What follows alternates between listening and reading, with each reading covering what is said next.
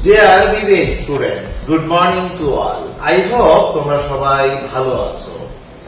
Principles of ফিনান্সের অন্যতম একটি গুরুত্বপূর্ণ চ্যাপ্টার হলো ক্যাপিটাল বাজেটিং। আমরা গত ক্লাসে ক্যাপিটাল বাজেটিং এর নন ডিসকাউন্টিং মেথডের মধ্যে পে ব্যাক পিরিয়ড নিয়ে আলোচনা করেছিলাম। আজকের ক্লাসে আমরা ডিসকাউন্টেড মেথডের নিট প্রেজেন্ট ভ্যালু নিয়ে আলোচনা করব। আশা করি তোমরা আমার সাথেই থাকবে।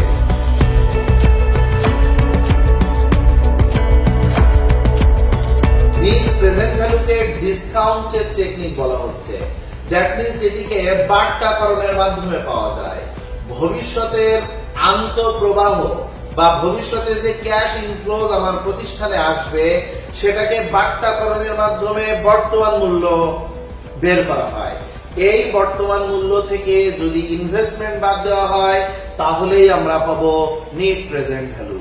এখানে বলা হচ্ছে যে কোন প্রকল্পের ভবিষ্যতে প্রাপ্য যে নগদ আন্তঃপ্রবাহ সেই আন্তঃপ্রবাহের বর্তমান মূল্য থেকে নগদ বহিঃপ্রবাহের বর্তমান মূল্য বাদ দিলে যে মূল্য পাওয়া যায় তাকে এনপিভি বলে।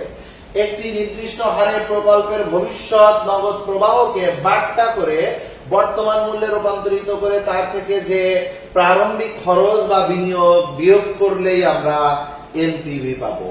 আর এনপিভি সূত্র হলো net present value equal to total present value minus investment.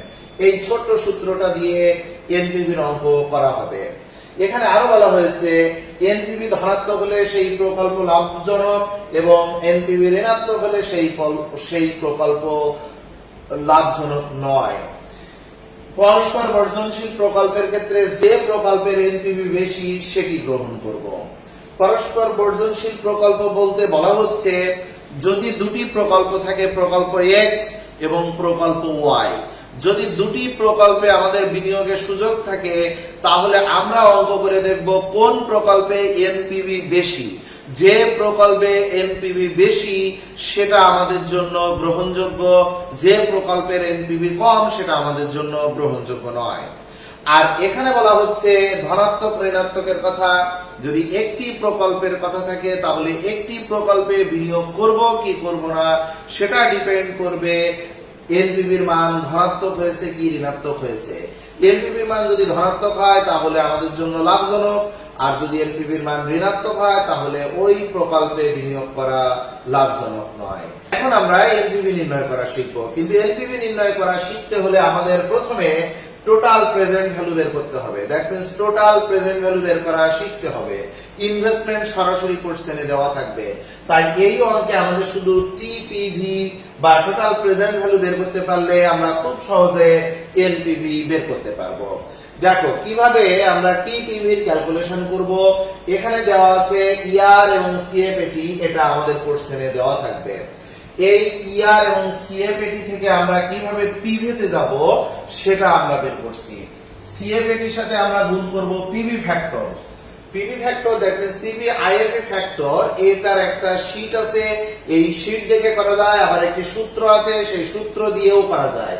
PV factor কত, ডিসকাউন্ট রেট কত সেটা বলে দিবে। দ্যাট মিন্স কত হারে পিভি ফ্যাক্টর করতে হবে সেটা বলে দিবে। এখানে আমি মনে করে নিলাম 10% ডিসকাউন্ট রেটে আমরা পিভি ফ্যাক্টর বের করব। তাহলে এর যে সূত্র সেটা হলো পিভি ফ্যাক্টর বের করার সূত্র 1 ভাগ 1 plus r to the power n।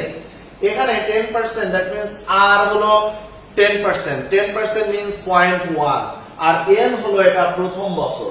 তাহলে এভাবে আমরা পিভি ফ্যাক্টর বের করতে পারি। আবার যদি দ্বিতীয় বছর করি তাহলে আর 10% সুনির্দিষ্ট, কিন্তু n এর মান এখানে 2। এভাবে আমরা পিভি ফ্যাক্টর বের করে নিব। আর এর একটা শীট আছে, শীটটা সরাসরি দেখে তোমরা অঙ্ক করতে পারবে। সো পিভি ফ্যাক্টর আমরা বের করে নিব। এরপরে সিএফএটির সাথে যদি আমরা পিভি ফ্যাক্টর গুণ করে দিই তাহলে পেয়ে যাব পিভি, আর সমস্ত ইয়ারগুলোর পিভি যোগ করলে আমরা পেয়ে যাব টিপিভি। এভাবে আমরা টিপিভি বের করব। আর তারপরে আমরা সূত্রে বসিয়ে দিব। টিপিভি থেকে ইনভেস্টমেন্ট বাদ দিলে আমরা সরাসরি এনপিভির মান পেয়ে যাব। আশা করি তোমরা বুঝেছো।